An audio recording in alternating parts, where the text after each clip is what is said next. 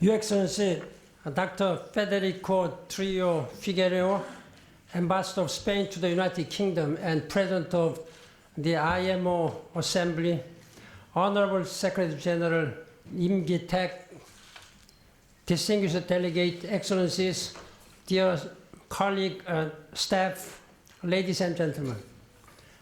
It is a great pleasure and honor for me to visit IMO again. Let me first congratulate Mr. Lim Gi-taek on his assumption as Secretary General of IMO in January this year. Now there are two Korean Secretaries General in United Nations system. Now I'd like to make a certain suggestion. His name is addressed like Gi-taek Lim. I'm writing my name Ban Ki-moon. In Korea, normally, I'm called Ban Ki-moon. We normally put surname first. Ban is my first name. He's using his name as English way, Gi-taek Lim. So there is always confusion. I hope there will be no confusion. He is Mr. Lim, I'm Mr. Ban.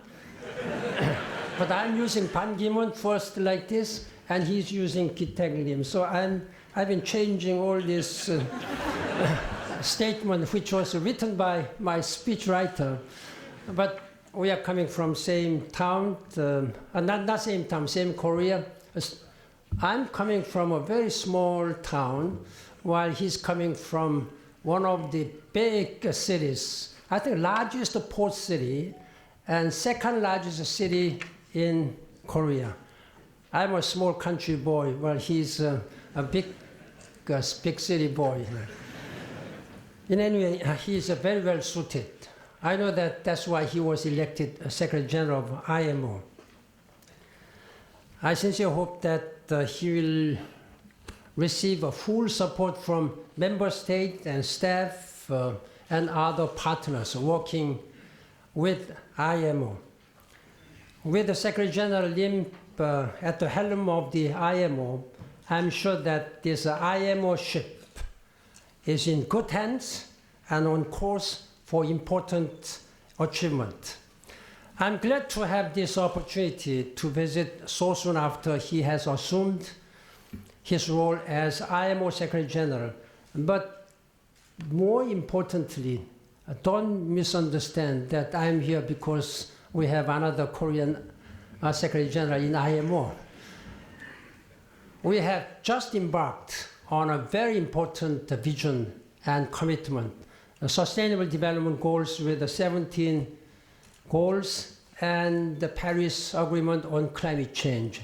These two visions and commitments are the most important promises giving hope to many people while we are living in a world of perils. At least we have these two far-reaching visions. I think IMO can play a very important role. So today I'd like to discuss with you how IMO can contribute together with all the United Nations agencies as one UN family to deliver all these promises. These two visions are victories for the world's people and triumph for multilateralism. I know that you will agree with me, we must be conscious that there have been many criticisms about the effectiveness and efficiencies of the United Nations family. But at least with these two commitments and visions which were adopted last year, I think we have proved that it is still the United Nations which can work for sustainable development and world peace and harmony and development and human rights. At a time when the world faces so many crises and conflicts, it was very encouraging that world leaders managed to come together with a strong sense of shared purpose to reach a bold and inspiring agreement on some of the most important challenges facing humankind. Now, in early month of 2016, we aim to get off a good start in translating these agreements into tangible improvements in the lives of the people we serve.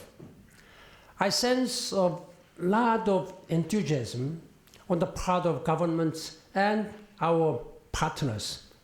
Some governments have already begun to develop national plans for the Sustainable Development Goals.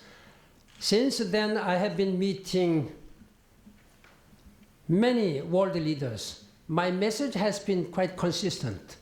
Please make sure that your country has strong ownership of Sustainable Development Goals. It's your goals, it's not the United Nations goals. We have adopted it, now it is in your hands. Also, climate change is your climate change agreement. United Nations is just the depository of this agreement. Now, the implementation is in your hands. This week at the United Nations in New York, I think we are having, under the ECOSOC leadership, ECOSOC Youth Forum. We have to work much more for youth. After all, we are working for our succeeding generations. Young people, they are the answers, they are the future leaders of our world. That's a sign of our expanding engagement with global youth. Last month at the World Economic Forum in Davos Forum, we launched an initiative on women's economic empowerment. Again, and this is very important that we empower our women. Just half of this world population is women. The half the sky is women. It's only natural that we work for and we work with the women. Then at least you will have 50% more productivity. In implementing these SDGs and climate change, we work with the women and young people. Excellencies, ladies and gentlemen, we need to take advantage of this good momentum and the good ideas that so many partners are bringing to the table. The maritime sector and the IMO have a major role to play in implementing Sustainable Development Goals. At least three SDGs have particular relevance for IMO. First, Goal 7, ensure access to affordable, reliable, sustainable energy for all.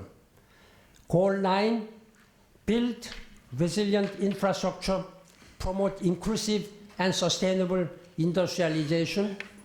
And Goal 14, this will be very easy to understand, conserve and sustainably use the oceans, seas, and maritime resources for sustainable development. I know that you have many important commitments and visions to make IMO, first of all, fully suited to implement all these goals. Excellencies, ladies and gentlemen, every country relies to some degree on selling what it produces and acquiring, buying what it lacks. Shipping connects buyers and sellers across the world. It transports the commodities, fuel, goods, food, and products on which we all depend. Shipping is indispensable. But all countries must be able to play a full and active part. I therefore attach great importance to the IMO's efforts to develop maritime trade and improve port infrastructure. I know you are also doing a lot to promote seafaring as a career.